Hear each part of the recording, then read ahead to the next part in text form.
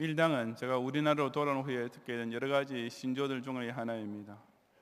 아마 밀고 당기기를 줄여서 만들어진 말 같은데 주로 남녀 간에 연애할 때 서로 상대방의 눈치를 보고 의중을 떠버리는 상황을 두고 사용됩니다. 하지만 그 외에도 밀당이 발생하는 경우는 많이 있습니다. 사원이 사장에게 봉급 인상을 요구할 때라든지, 기업이 거래처와 계약을 맺을 때라든지, 혹은 국가와 국가 사이에 어떤 협정을 맺을 때 대부분 첫 번째 만남에서 그대로 결정되지 않고 한동안 서로 밀고 당기는 흥정이 있기 마련입니다. 만약 그 밀당의 과정에서 하나씩 둘씩 양보하다 보면 결국에는 일방적으로 손해를 볼 수밖에 없기 때문에 그런 협상의 테이블은 그야말로 팽팽한 긴장감이 흐르는 가운데 피차 치열한 신경전이 벌어지게 됩니다. 그와 같은 밀당은 비단 세상사에서뿐 아니라 신앙생활에서도 자주 벌어지는데 대표적인 예를 들자면 이스라엘 민족의 출애굽을 두고 모세와 바로가 마주 대하게 되었을 때였습니다. 그 흥정의 과정에서 바로는 조금씩 물러서는 척하면서 어떻게 해서든지 이스라엘의 출애굽만을 막아보려고 애를 썼는데 출애굽기 8장부터 10장까지 그런 교묘한 밀당이 3번이나 등장합니다. 하지만 모세는 한 발짝도 양보하지 않고 끝까지 자신의 의지를 관철하고야 말았습니다. 그 이유는 이스라엘의 출애굽이 모세 자신의 뜻이나 이스라엘 백성의 소원이기 전에 그 무엇보다도 하나님께서 내리신 명령이기 때문이었습니다. 오늘날도 사탄은 성도를 실족하게 만들기 위해 온갖 바로의 밀당을 동원하고 있지만 진정 신실한 기독 신자라면 결코 그런 수법에 넘어가서는 안 됩니다. 이 시간 저는 경양의 성도들이 올 한 해 동안에 그 어떤 경우에도 절대로 타협하지 말고 오직 여호와께서 명령하시는 그대로 꼭 지켜야 할 신앙생활이 무엇인지를 함께 상고해 보고자 합니다. 첫째, 우리는 교회에 부지런히 모이기를 힘쓰는 신앙생활에 대하여 끝까지 양보하지 말아야 합니다. 8장 25절부터 28절까지 함께 봉독하겠습니다. 바로가 모세와 아론을 불러 이르되 너희는 가서 이 땅에서 너희 하나님께 제사를 드리라. 모세가 이르되 그리하면 부당하니이다. 우리가 우리 하나님 여호와께 제사를 드리는 것은 애굽 사람이 싫어하는 바인즉 우리가 만일 애굽 사람의 목전에서 제사를 드리면 그들이 그것을 미워하여 우리를 돌로 치지 아니하리까. 우리가 사흘 길쯤 광야로 들어가서 우리 하나님 여호와께 제사를 드리되 우리에게 명령하시는 대로 하려 하나이다. 바로가 이르되 내가 너희를 보내리니 너희가 너희 하나님 여호와께 광야에서 제사를 드릴 것이나 너무 멀리는 가지 말라. 그런즉 너희는 나를 위하여 간구하라 그랬습니다. 모세와 아론이 바로 앞에 서서 이스라엘 백성의 출애굽을 요구했을 때 바로는 코웃음을 치면서 오히려 백성들의 역사를 더 힘들게 만들어 버렸습니다.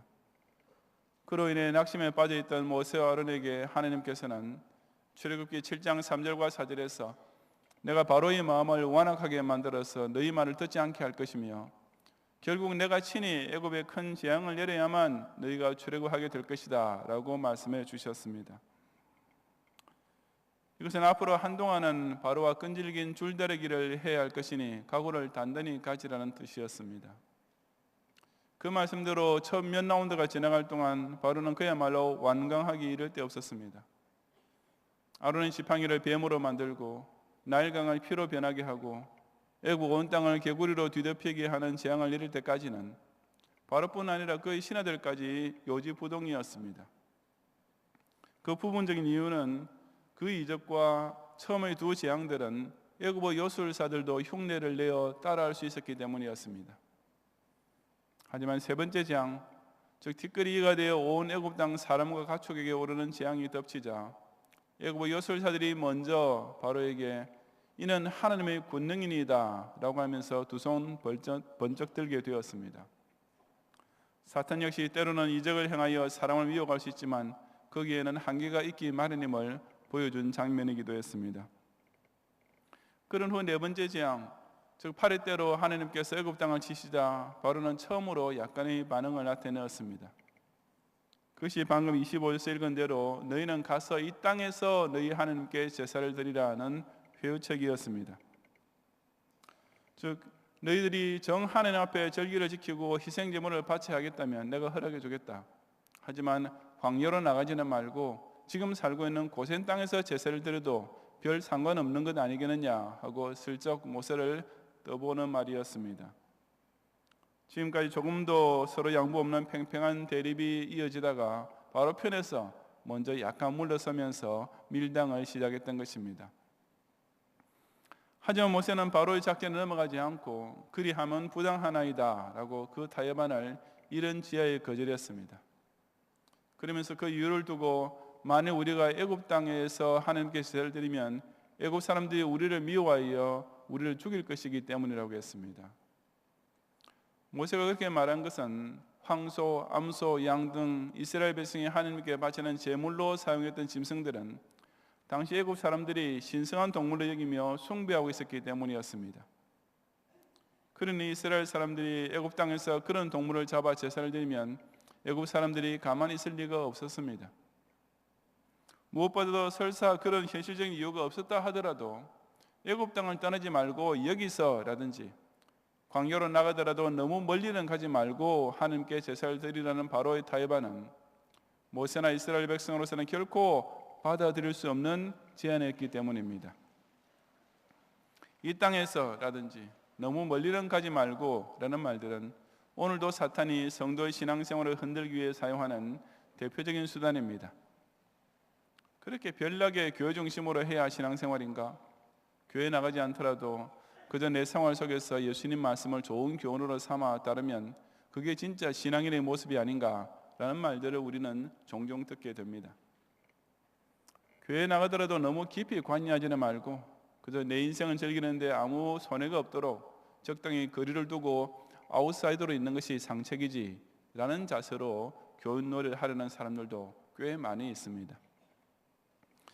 이제는 텔레비전으로 유명한 교회 예배 실황을 중계해보면서 설교를 들으시는데 일부러 예배당까지 찾아갈 필요가 뭐가 있나? 그저 주일마다 내 집 안방에 앉아 편안히 예배를 드리고 헌금도 그냥 온라인으로 보내면 되지 라는 따위의 어처구니 없는 소리를 자기 딴에는 무슨 기발한 아이디어를 착상해낸 것처럼 말하는 사람마저 있는 것입니다. 하지만 그것이야말로 바로가 했던 타협책이고 그것이 곧 사탄이 제안하고 있는 미혹인 것을 깨달아야 합니다. 진정한 기독 신자는 악인의 장막에서 사는 것보다 내 하나님의 성전 문지기로 있는 것이 좋사오니 라는 시편 기자의 고백을 자기 몸으로 느낄 줄 알아야 합니다. 그의 안에서 건물마다 서로 연결하여 주 안에서 성전이 되어가고 성령 안에서 하나님의 거하실 처소가 되기 위하여 그리스도 예수 안에서 함께 지어져가는 체험을 주님께서 친히 모퉁이 돌이 되신 교회를 통해 맛볼 수 있어야만 하는 것입니다. 제대로 된 자식이라면 부모님을 직접 찾아뵙고 인사드려야 하지 생신 때조차 달랑 전화 한 통만 하고 선물은 우편으로 보내면서 자식 도리를 다 했다고 할 수 있겠습니까? 마찬가지로 하나님을 자녀된 자들은 마땅히 아버지의 집에 자기 발로 직접 찾아 나와서 예배를 드려야 합니다.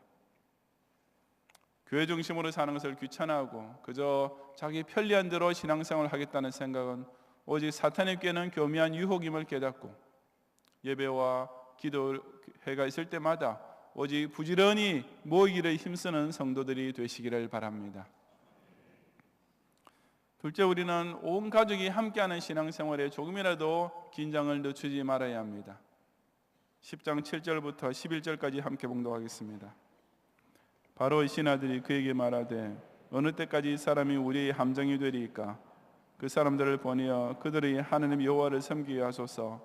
왕은 아직도 애굽이 망한 줄을 알지 못하시나이까 하고 모세와 아론을 바로에게로 다시 데려오니 바로가 그들에게 이르되 가서 너희의 하나님 여호와를 섬기라. 갈 자는 누구냐? 모세가 이르되 우리가 여호와 앞에 절기를 지킬 것인즉 우리가 남녀노소와 양과 소를 데리고 가겠나이다. 바로가 그들에게 이르되 내가 너희와 너희의 어린아이들을 보내면 여호와가 너희와 함께함과 같으니라. 보라, 그것이 너희에게는 나쁜 것이니라. 그렇게 하지 말고 너희 장정만 가서 여호와를 섬기라. 이것이 너희가 구하는 바니라. 이에 그들이 바로 앞에서 쫓겨나니라. 아멘. 이 장면에 이를 즈음에는 이미 수차례의 재앙이 연이어지고 있었습니다. 9장 2에 기록된 대로 5번째로 돌림병 재앙, 6번째로 악성 종기의 재앙이 각각 애굽의 사람과 가축에게 덮쳤습니다. 뒤이어 7번째 재앙인 우박이 휩쓸고 지나간 후에 이제 8번째 재앙으로서 메뚜기 떼가 곧 덮치게 될 것이라는 예고가 모세의 입을 통해 바로에게 전달되었을 때였습니다. 이미 애굽 정부의 그의 초토화된 꼴을 보고 바로의 신하들이 먼저 들고 일어나 아우성을 치는 바람에 바로도 어쩌지를 못하고 모세와 아론을 다시 불렀던 것입니다. 하지만 그때도 바로가 완전 항복을 한 것은 아니었습니다. 남녀노소와 양과 소까지 다 데리고 나갔다는 모세의 확고한 요청에 대해 너희 장정만 가서 여호와를 섬기라고 또 한 번 슬쩍 양보하는 척하고 나왔습니다. 꼭 모든 가족이 다 가야만 하느냐? 그냥 가족 대표로 남자들만 가서 제사를 드려도 너희 하나님 앞에서 충분히 정성을 보이는 것이 아니겠느냐라는 실로 절묘한 타협안이었습니다. 물론 이것은 나머지 여자와 아이들을 인질로 잡아둠으로써 이스라엘 민족이 애굽에서 완전히 탈출하는 것을 방지하고자 함이었습니다. 그런 바로의 말에 대해 모세가 무엇라고 응답했는지는 성경에 기록되어 있지 않지만 어쨌든 그 타협안을 거절한 것만은 분명한 사실입니다. 왜냐하면 11절 하반절에 이어서 기록된 것처럼 모세와 아론은 곧 바로 앞에서 쫓겨났기 때문입니다. 너희 장정만 가서 여호와를 섬기라. 이것 역시 오늘날 우리도 많이 듣는 소리입니다. 주일에 가족 대표로 나와 아내만 예배 드리러 가면 충분하지, 입시 준비에 바쁜 고3 자식까지 꼭 같이 가야 할까라는 바로의 타협안이 부모의 귀에 아주 그럴듯하게 들려옵니다. 어떤 사람은 그 반대로 내 자식은 교육상 교회에 보내지만 우리야 일단 주일에도 장사를 해서 먹고 살아야 하니 도저히 안 되겠습니다 라고 하며 주일마다 기러기 가족이 되기도 합니다. 그런가 하면 예수 열심히 믿는 사람은 한 집안에 하나만 있으면 충분하고 나머지는 그냥 그 사람 덕 좀 보면 되겠지라는 식의 약삭빠른 계산하는 사람마저 실제로 있는 것입니다. 하지만 정말 정신을 똑바로 차리고 제대로 판단해야 합니다. 부모만 배불리 먹으면 자식들은 밥 차려주지 않아도 절로 잘 자랍니까? 자기 밥은 자기가 직접 먹어야 그 육신이 건강하게 유지될 수 있습니다. 자식만 옷 잘 입히면 그 부모도 남들 앞에서 절로 단정하게 보입니까? 자기 옷은 자기가 차려입어야 멋있고 아름답게 보일 수 있습니다. 가족 대표를 한 명만 아려먹이자면 나머지는 다들 위목에 몰려자도 절로 따뜻한 잠자리가 됩니까? 각자의 잠자리가 따뜻해야 온 가족이 다 편안하게 잘 수 있는 것입니다. 육신의 의식주도 온 가족이 각자 본인의 몫을 본인이 챙겨야 하는 것이라면 우리 영혼을 위한 것은 더욱 그렇지 않겠습니까? 생명 양식은 남편의 몫을 아내가 좀 더 다 내어 두었다가 나중에 남편에게 먹여줄 수가 없습니다. 구원받은 성도가 입게 되는 거룩한 칭의 예복은 제 아무리 사랑하는 자식이라 해도 부모가 대신 받아서 입혀줄 수가 없으며 자기 것을 벗어서 자식에게 대신 입혀주고 싶어도 그렇게 할 수 없는 옷입니다. 천당은 가족 중에 대표로 예수 잘 믿는 사람 하나 있다고 해서 그 덕에 모두 다 덤으로 붙어서 들어갈 수 있도록 한 사람이 방 여러 개를 예약할 수 있는 집이 결코 아닌 것입니다. 마지막 심판대 앞에서 아버지가 받을 구원은 아버지가, 아들이 받을 구원은 아들이, 딸이 받을 구원은 딸이, 남편이 받을 구원은 남편이, 아내가 받을 구원은 아내가 각각 자기 것만 받을 수 있을 뿐입니다. 아무리 세상에서는 지극히 사랑하고 화목하게 지내던 가족이라 하더라도 그 최후의 심판대에서는 각인이 하나님 앞에서 예수 그리스도에 대한 신앙을 직구할 수 있어야만 구원을 받을 수 있는 것입니다. 나 한 사람의 예배에 빠져도 된다. 내 자녀는 굳이 주일학교나 SFC 성경부에 보낼 필요가 없다. 고집불통인 내 부모님은 도저히 전도할 길이 없다. 이런 생각은 사탄이 내 가족을 영원히 쪼개어 놓으려고 꾀는 타협책인 것을 깨닫고 어찌하든지 나와 내 집이 다 예수님을 잘 믿고 구원에 이르는 신앙생활을 끝까지 견지하는 성도들이 되시기를 바랍니다. 셋째로 우리는 온전한 헌금을 바치는 신앙생활이 있었어도 결코 타협하지 말아야 합니다. 10장 24절 이하 28절까지 함께 봉독하겠습니다. 바로가 모세를 불러서 이르되 너희는 가서 여호와를 섬기되 너희의 양과 소는 머물러 두고 너희 어린 것들은 너희와 함께 갈지니라. 모세가 이르되 왕이라도 우리 하나님 여호와께 드릴 제사와 번제물을 우리에게 주어야 하겠고 우리의 가축도 우리와 함께하고 한 마리도 남길 수 없으니 이는 우리가 그 중에서 가다가 우리 하나님 여호와를 섬길 것임이며 또 우리가 거기에 이르기까지는 어떤 것으로 여호와를 섬기는지 알지 못함이니이다 하나 여호와께서 바로의 마음을 완악하게 하셨으므로 그들 보내기를 기뻐하지 아니하고 바로가 모세에게 이르되 너는 나를 떠나가고 스스로 삼가 다시 내 얼굴을 보지 말라. 내가 내 얼굴을 보는 날에는 죽으리라고 했습니다. 이때는 이미 애굽 땅 전체가 아예 절단이 났을 때였습니다. 예고된 8번째 재앙이 메뚜기 때가 덮쳐서 그나마 이전의 재앙들을 면하고 조금 남아있던 것들까지 깡그리 먹어치워 버렸습니다. 뒤에 9번째 재앙으로서 사흘 동안 온 애굽 땅이 흑암에 뒤덮음으로써 애굽 사람들은 이제 극한의 정신적 공포에까지 빠지게 되었습니다. 그러니 지금까지 재앙들을 겪는 동안에는 여러 차례 자신의 약속을 번복했던 바로도 이제는 별 수 없이 완전 항복하고 나올 수밖에 없어 보였습니다. 하지만 놀랍게도 바로는 아직도 그 마음의 완악함을 버리지 않고 다시 한번 밀당을 시도했습니다.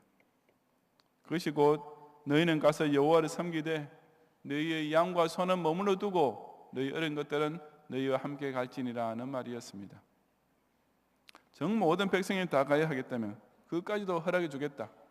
하지만 가축들만은 남겨두고 가거라. 모든 백성이 그저 마음과 정성만 모아서 하나님께 예배드리면 되는 것이지 꼭 희생 제물이고 뭐고 하는까지 드릴 필요가 있겠느냐 하고 여전히 끈질기게 모세를 물고 늘어졌던 것입니다. 하지만 모세는 이 마지막 밀당, 정말 유혹적으로 들리는 타협안, 그 정도라면 이제 받아줘도 될 만하게 보이는 제안에도 결코 넘어가지 않았습니다. 그러면서 비록 당신이 왕이라 해도 우리로 하여금 우리 하나님께 드려야 할 제사와 번제물을 빼앗아갈 권리는 없습니다. 하나님께서 우리에게 어떤 짐승으로 희생제물을 바치라고 명하실지 알 수가 없으니까 무슨 제물이든지 다 드릴 수 있도록 모든 종류의 가축을 다 데리고 나가야 합니다 라고 응수했습니다. 남녀 어른들 몽땅 그리고 이제는 자녀까지 다 보내주겠다는데도 모세는 이스라엘 백성이 소유하고 있던 가축들까지 다 데리고 가게 하지 않으면 절대 나갈 수 없다고 단호하게 맞섰습니다. 제3자가 보기에는 그 정도도 양보할 의사가 없으면 아예 흥정 자체가 완전히 끼어질 수밖에 없을 것 같은 상황에서도 문자 그대로 한치도 물러서지 않았던 것입니다. 오늘날의 기독 신자 역시 바로 이 문제를 두고 사탄과 실랑이를 벌이게 되는 경우가 흔히 발생합니다. 바로 헌금이야말로 꽤 열심히 신앙생활을 하고 있는 교인조차 흔들릴 수 있는 가장 대표적인 시험거리가 될 수 있습니다. 그런 교인에게는 매주일 꼬박꼬박 예배에 출석하는 것만 해도 제 딴에는 대단한 일로 여겨집니다. 거기다 본인뿐 아니라 남편이나 아내도 교회로 전도하고 부모와 자녀까지 다 함께 예배에 정기적으로 참석하고 있으면 이미 대단한 신자가 된 것처럼 스스로 자부할 수 있는 것입니다. 하지만 바로 그 다음 순간에 바로의 마지막 타협책이 유혹해 옵니다. 찬양대원이나 주교교사를 아무 보수도 없이 봉사하는 것만 해도 남들에 비해 꽤 열심히 하는 편이니까 헌금은 대충 넘어가도 되겠지라는 생각이 그만 그 신앙생활에서 곁길로 빠지게 만듭니다. 나는 11조를 꼬박꼬박 드리고 있는데 굳이 감상금까지 바칠 필요가 있을까라는 생각도 물론 55, 100부에 지나지 않습니다. 나는 빚은 헌금으로 12바구니 12조 헌금까지 작정해 놓았으니까 이 헌금 완납할 때까지 3대 후원회비 정도는 잠시 쉬어도 목사님이 날 보고 뭐라 할 수는 없겠지라고 참으로 기발한 계산을 해내는 교인마저 있을지도 모릅니다. 어쩌면 그 정도는 교역자들이 두말할 필요도 없고 하나님께서도 충분히 도와주실 것처럼 생각되십니까? 아나니아와 삽비라 부부에게 어떤 일이 벌어졌는지를 상기해 보시기 바랍니다. 그 부부는 우리가 가진 밭을 몽땅 팔아서 이렇게 많은 헌금을 교회에 갖다 바치는데 그중에 얼마 정도는 조금 빼들려도 괜찮겠지라고 자기 딴에는 아무 양심에 거리낌 없이 행동했습니다. 하지만 그런 자기 합리화는 곧 하나님과 교회 앞에서 거짓말하는 중재로 이어졌고 그들은 전 재산의 반이나 연부를 하고도 바로 그날 그 자리에서 하나님 즉결 심판을 받아 부부 동반으로 죽고 말았지 않았습니까?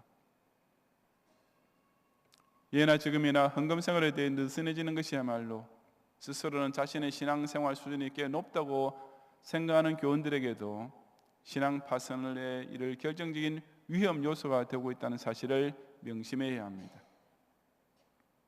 우리는 11조를 당연히 바쳐야 하지만 그것도 온전한 11조로 바쳐야 합니다.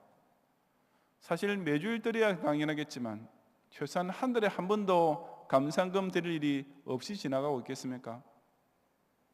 서원헌금은 일단 하나님께 약속했으면 그저 당연히 지켜야 할 일로 알고 제때에 드려야 할 뿐입니다. 하나님께 드리는 예물이 있어서 자신의 양심을 속이는 일은 곧 양과 소는 머물러 두고 하나님께 예배드리라는 사탄의 유혹에 그대로 빠지는 것임을 깨닫고 모든 종류의 헌금을 온전하게 오직 기쁨으로 바치는 성도들이 되시기를 바랍니다. 성도 여러분, 흥정의 테이블에 마주하는 사람들은 피차 속으로 생각하는 마지노선이 있습니다. 그것은 본인 스스로가 이 이상은 절대로 양보할 수 없다라고 각오를 단단히 하고 나온 것일 수도 있고 혹은 윗선에서 내린 지시일 수도 있습니다. 그리고 그 양보 의산이 일치하면 흥정이 성립되겠지만 그 간격이 멀면 더 오랜 밀당이 이어지게 되는 것입니다. 하지만 그것은 인간 사회에서 세상 일을 두고 흥정할 때나 볼 수 있는 것이지 우리 기독 신자의 신앙생활에서는 결코 일어나서는 안 될 일입니다. 왜냐하면 저와 여러분은 유일하고도 최고 윗선인 하나님께서는 여기까지는 양보해 줘도 괜찮다라는 타협의 여지를 우리에게 조금도 주지 않으셨기 때문입니다. 너는 마음을 다하고 뜻을 다하고 힘을 다하여 내 하나님 여호와를 사랑하라고 하지 않으셨습니까? 하나님께서는 반은 사탄에게 양보해도 된다라든지 나한테 3분의 2만 해도 충분하다라든지 혹은 90%까지 한다면 정말로 착하고 충성된 종이다 라고 말씀하신 적이 결코 없습니다. 분명히 너는 마음을 다하고 뜻도 다하고 힘도 다하라고 명백하게 엄중하게 명령하셨습니다. 그러므로 여기까지만 하면서 흥정을 해오는 쪽은 오직 사탄일 뿐이며 그런 타협 안에 이 정도까지는 이라고 양보를 시작하면 그대로 지고 마는 것입니다. 바로는 하나님을 섬기지 말라고 대놓고 거절하지 않았습니다. 하나님을 섬기되 이 땅에서 섬겨라. 하나님을 섬기되 장정들만 대표로 섬겨라. 하나님을 섬기되 양과 소는 가져가지 말고 섬겨라 하고 밀당을 해왔습니다. 하지만 그에 대한 모세의 대답은 너무나도 멋있지 않습니까? 그렇게 하는 것은 부당합니다. 우리는 여호와께서 우리에게 명하신 대로 여호와를 섬겨야 합니다 라고 당당히 응수하면서 끝까지 단 한 발짝도 물러서지 않았던 것입니다. 일주일에 주일 낮 예배 한 번만 참석하면 충분하다. 내 아이들은 학원에 보내고 우리 부부만 교회에 다니면 된다. 현대 교인들한테 11조까지 내라고 하는 것은 바리새인적인 발상이다. 이런 말은 바로 이 시대의 바로가 하는 소리일 뿐입니다. 안식일을 기억하여 그날을 거룩하게 지켜라. 너와 내 아들과 내 손자들이 평생 내 하나님 여호와를 경외하며 그 모든 율례와 법도를 순종해라. 내 앞에 나올 때 빈손으로 오지 말라. 이것이 여호와께서 명령하시는 말씀입니다. 사람은 허리띠를 풀어놓으면 일어나기 싫어지고 신발끈이 풀리면 자기 걸음에 걸려 넘어집니다. 신앙생활에도 약간만 놓치면 그로 인하여 곧 휘청거리면서 넘어지게 되고 조금씩 양보해가면 그것이 곧 신앙의 파선으로 치닫게 되는 것을 잊지 말아야 합니다. 우리는 신앙생활을 오직 여호와께서 명령하시는 그대로 그야말로 항상 타이트하게 해야 합니다. 말세가 가까워질수록 부지런히 교회에 모이기를 힘쓰고 온 가족이 함께 구원을 받도록 자녀를 교육하고 부모를 전도하며 11조와 감사금과 각종 서원헌금을 온전히 바치는 등 모든 신앙생활에 있어서 허리의 띠를 단단하게 동이고 달려가야만 하는 것입니다. 온갖 바로의 타협 안에 조금이라도 양보하지 말고 오로지 여호와께서 명령하시는 그대로 100% 순종함으로써 올 2019년 내내 표대를 향해 달려가는 경주에서 항상 승리하는 성도들이 되시기를 주님의 이름으로 축원합니다.